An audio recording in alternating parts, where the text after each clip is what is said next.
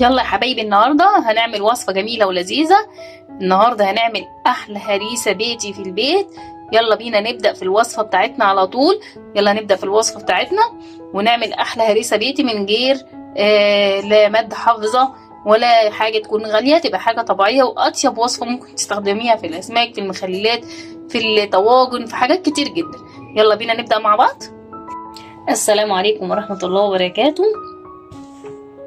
ازيكم حبايبي في مطبخ شيري؟ النهارده هنبدا نعمل مع بعض وصفه لذيذه وجميله. يلا بينا نخش في المطبخ على طول. بس قبل ما نقفل الفيديو بتاعنا، لايك وشير وسبسكرايب وكومنت جميل منكم حلو زي قلوبكم البيضه. ما تنسونيش بدعوه حلوه. يلا بينا نبدا في الوصفه بتاعتنا على طول. يلا. النهارده انا معايا كميه الفلفل اللي انت عايزاها براحتك خالص. انا قطعتها جايبه فلفل حار زي كده، حار زي كده. انا سبت لكم سليمه عشان تشوفوه. خلاص تقطعيها بقى ببذور، البذور ده هو اللي بيديلها الطعم الحلو الجميل اللذيذ. قطعيها التقطيعه اللي انت عايزاها.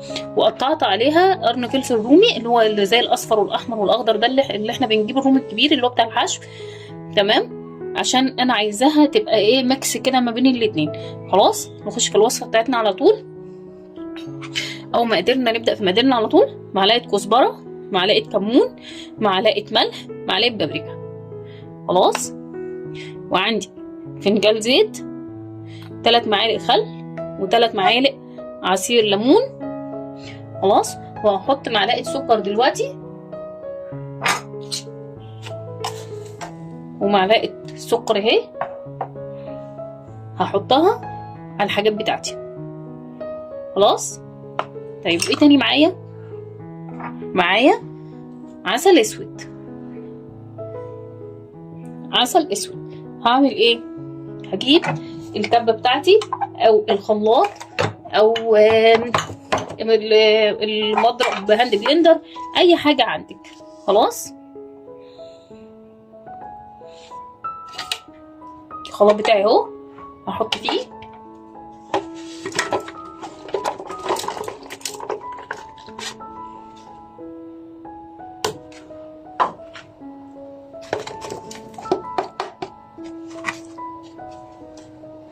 اهو. ننزل بالتوابل بتاعتي كلها.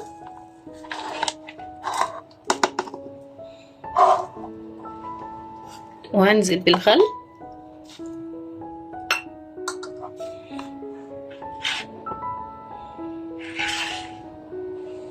وهنزل بعصير الليمون، وهنزل بالعسل الاسمر.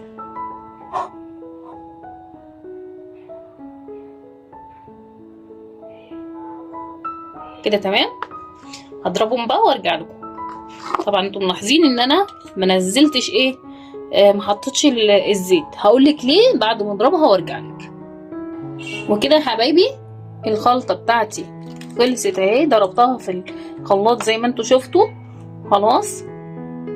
طيب في حاجتين بقى كده هنعملهم. انا طبعا فرمتها جامد عشان انا مش بحبها خشنه، وعملت معايا الرغاوي دي. فالمفروض ان احنا بنعمل ايه في حاجتين. يا اما انا بعملها بضربها واعملها كده لو انا عندي خلاط هاند بلندر او عندي كبه، فهفرمها كده من غير ما هتعمل معايا الرغاوي دي، هتبقى خشنه. طيب لو انا ما عنديش وعملت زي ما انا ما عملت كده في خلاط، هتعملي ايه؟ هتسيبي. انا عن نفسي انا هسيب شويه. هقولك تعملي ايه. انا هسيب شويه كده مثلا على قد مثلا يكفوا 2-3 او 10 ايام مثلا كده مثلا. خلاص تمام كده. بتنزلي بالزيت بتاعك الكميه بتاعتك اللي انت على حسب كميه الفلفل اللي انت عاملاها زي ما انا ما عملت كده. وكده تبقى احلى هريسه وانضف هريسه من جاهزه، ولا مواد حافظه ولا مكلفه ولا عن بقى نقول ولا عن غلاء الاسعار والدنيا اللي احنا يعني عايشين فيها دي. خلاص. انا هعمل ايه في الهريسه التانية علشان تقعد عندي وقت اكتر في التلاجة.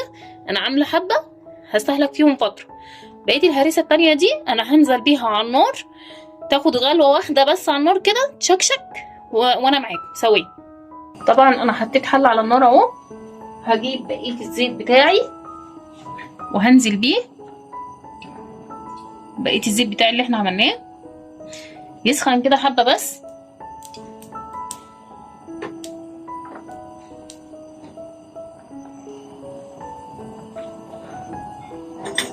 خلاص هنزل بقى بالهريسه بتاعتي.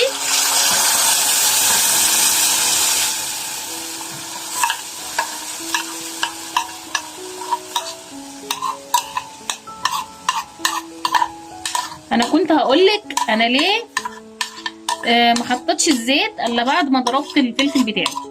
الزيت من الحاجات اللي لما بتحطيها على اي حاجه بتعمل ايه؟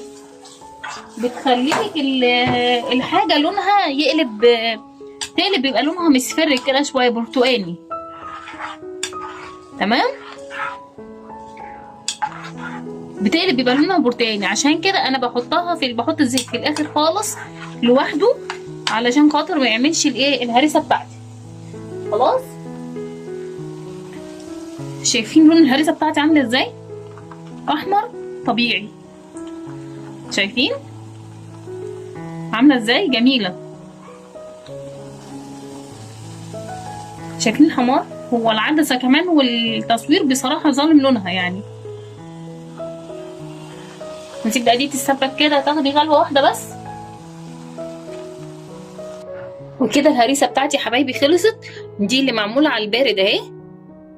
خلاص، ودي اللي معموله على النار زي ما عملناها زي ما وريتكم. شايفين حمرا ازاي؟ شايفين عامله ازاي؟ جميله.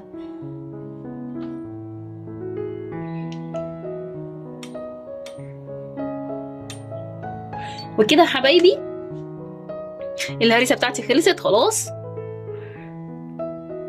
احلى هريسه ممكن تاكليها في الدنيا واجمل هريسه ممكن تاكليها في الدنيا، وممكن تعمليها على ايديك. شايفين اللي معموله على النار اهي واللي معموله على البارد.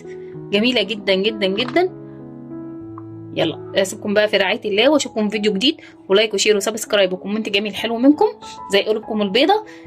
انا عارفه ان هي الوصفه هتعجبكم، وهتبعتوا لي التطبيقات بتاعكم على الكومنتات في الكومنتات. طبعا هي حاجه بسيطه خالص وارخص حاجه موجوده في السوق دلوقتي حاليا، ممكن نقدر نعملها ونقدر نوفر بقى ونعمل قصات كده بقى الميزانيات بقى للبيت كده والكلام من ده. يلا سيبكم في رعايه الله واشوفكم فيديو جديد. مع السلامه.